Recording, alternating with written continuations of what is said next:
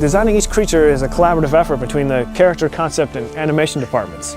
We start by trying to visualize the anatomy of the creature and ask ourselves if this is something that could actually exist. I mean, they're fantastical creatures, but we don't want them to defy the laws of physics.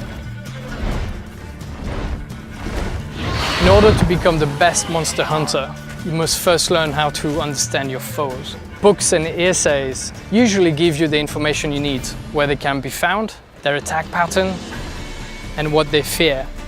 And it is your job to figure out the best way to kill them. Geralt has a lot of tools available at his disposal for fighting enemies in The Witcher 3. His steel sword, for instance, is used primarily for fighting human opponents, and his silver sword, which he uses for fighting monsters. Geralt can also use a crossbow for fighting ranged or flying foes that are trying to keep their distance from him. Crossbow is also very useful for fighting underwater against swimming monsters, such as the Siren. Harpies are vile feather creatures that fly around you and circle you. Now the only way to deal with them is first to bring them down. And that's where your art spell comes in handy. Sort of compressed air that will bring them down to the ground where you can finish them with your sword. Some monsters in The Witcher 3 can actually swim. These can attack the player while he's in the water and even go as far as attacking his boat.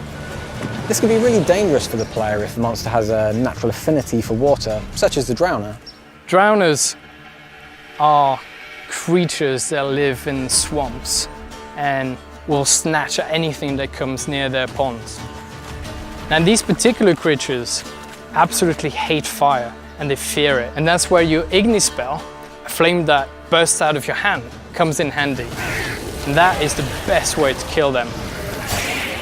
With the werewolf, a bomb filled with silver powder will take away his regenerative abilities. This will make it much easier for the player to defeat him after.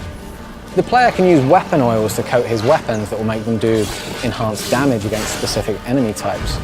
The real trick to using this, though, is to know when and where to use them, and that judgment is left up to the player based on his surrounding environment, the weather, and even territorial marks that other monsters may have left in the area. So we've created this complex behavior system in the game that actually allows these creatures to live in the world that they inhabit. They're never just going to spawn in front of you artificially, and they don't just interact with the player. They interact with each other and with NPCs.